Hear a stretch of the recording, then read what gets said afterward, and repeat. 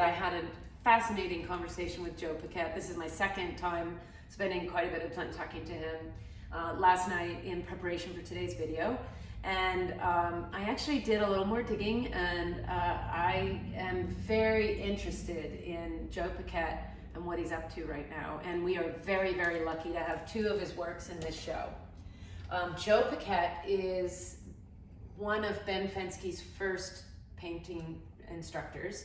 And he has an interesting story. He graduated from the School of Visual Arts in 1984 in New York at a time when there was really no atelier training. And he went to work in a corporate job, and he had a family to support, and he painted on the weekends and in the evenings on his own. In fact, he was looking for somewhere where he could draw, and he stumbled into John Osborne's studio in Wayne, New Jersey, where he was living in Wayne, so it was nearby there.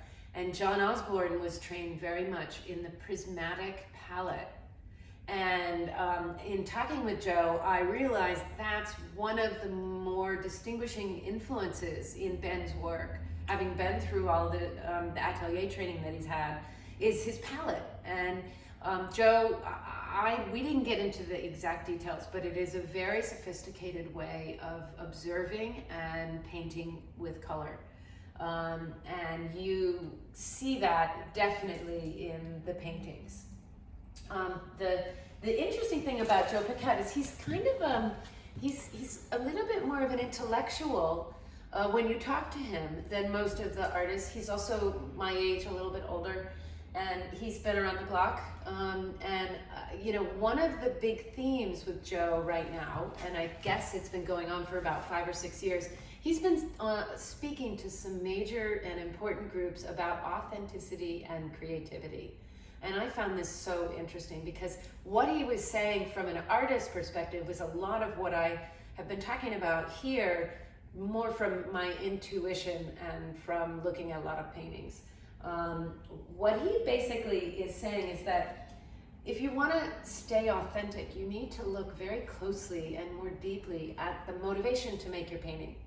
And he said an external motivation, like I gotta make a sale, or an external motivation versus an internal motivation has a lot to do with what the painting emotes.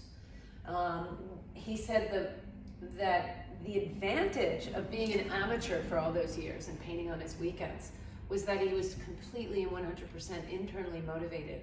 And that is his natural way of making paintings. One of the interesting things is, he said, you know, everybody's posting on Instagram, and he said even after all this training and having painted in that way for many, many years, he said, you know, he posts something on Instagram, and if it gets 1,500 likes, and then another painting that means just as much or even more to him only gets 300 likes, he said that impacts him as he moves forward through his day. So it's really hard to separate yourself from your audience, but he said it's absolutely essential. When he was talking about Ben, he was basically saying, you know, I've had a lot of students in my years. I've had over 2,000 or close to 2,000, and he said Ben at 18 years old had more talent than any of the other students he's ever taught. He said it was so compelling, and he said as a student his behavior was very skeptical on one hand, but incredibly curious on the other. So he said the talent level was off the charts. He said one of their projects was to do simple line drawings from your memories of things that you enjoyed. And Ben did, he said, one of the most beautiful drawings ever of a hunting trip with his grandfather. And he remembers that to this day. And in fact, Joe sent me a couple images of drawings that Ben had done of his family, and also an image of a beautiful portrait that he had purchased from Ben. So he's not only an old teacher, but also a client of Ben's. And I see this when we find really, really important painters. Other painters are always trying to buy their work. I've had this with several artists in my gallery. And that's definitely alive and well with Ben. I've had some of the more notable New York realists trading their self-portraits for a self-portrait that I was handling for Ben. I want to talk about, I want to look at the paintings really quickly. Not really quickly, actually, with a lot of intent. So one of the things about what Joe was explaining is that it's so important to lay in the underpainting, to lock in a light effect, because as opposed, I'm going to stand here, as opposed to the classically trained painters who are working in their studios all the time, they get to control all of the variables.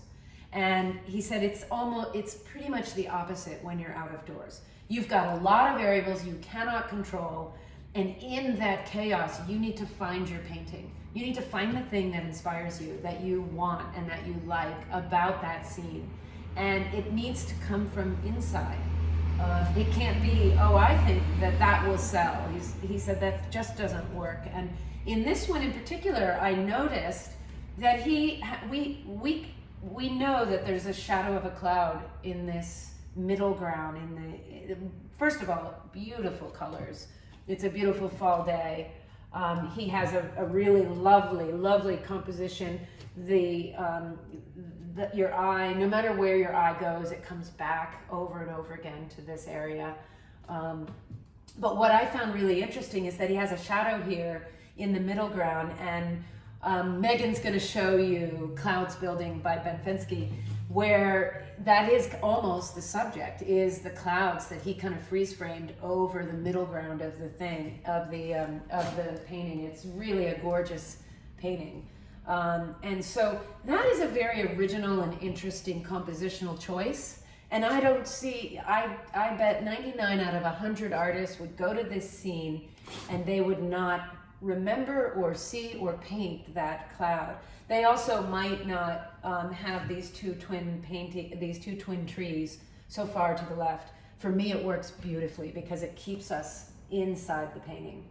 On an earlier video, I also noted that the almost abstract brushwork of the field in the foreground, we saw something very similar to that in Olive Grove, right? I think it's Olive Grove by Ben Fenske. The handling of the light dappled, the full sunlight on the grass.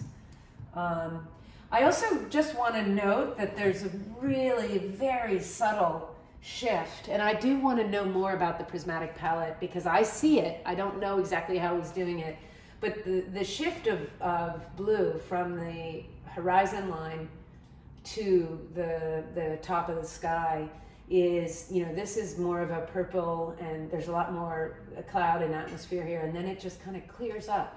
And it's another thing that keeps us in the painting. But this is very, very subtle, these color shifts. And like I can taste it. I just love it so much. Anyhow, so I think this is one of the more complicated and interesting paintings that he's recently done, and I just love it. But I also want to talk about this one. This is Rural Farm Delivery. This is actually one of the other things we talked about was this idea of uncommon beauty. He basically said he likes the idea of painting things that aren't considered beautiful in a classical kind of outward, externally motivated sense. And he found himself really motivated by smelting. There were people smelting metals, and he went to these much more industrial places and wanted to capture that light effect. And he likes this quote from Rilke, which is, and I may not get this perfect, I jotted it down. If your environment seems poor, do not blame it, blame yourself. You are not poet enough to pull out its riches. And I love that, because what he's basically saying is there's beauty everywhere. And this segues to what all the other artists were telling us, that Ben inspired them to paint their actual lives and that they could paint anything. And that sounds a lot like what Joe is talking about. And so I want to finish on this painting. This is a painting that you can clearly see. It's a beautiful rolling hills. There's beautiful farmland here. The clouds are pretty. But again, I would say 999 out of 1,000 would have stood here, put their back to the road, and painted that hill and the clouds. Because there is a predisposition towards ignoring current reality and trying to paint like the tonalists before there were highways and delivery trucks. One of the things I love about this is the subject matter. He basically, the absolute focal point is the car on the road. And you don't see this in 1895, right? The beauty that he saw in the pale red and lavender and gray colors in the pavement, again, not the normal subject matter of a plein air painter. I would also point out that it's a very compelling and almost abstract composition with this line right down the middle. And I have seen that composition, a similar composition before, and it was actually a painting I bought from Ben Fenske many, many years ago. And I even ended up selling it to a client after they came into my home and they saw it and they really wanted it, and it was one of my favorites. It was a local scene. Was it called Cook's Lane? Yeah, I think Cook's so. Lane. It was a painting that Ben did out here on Cook's Lane. We'll fish it out and she'll put it in this.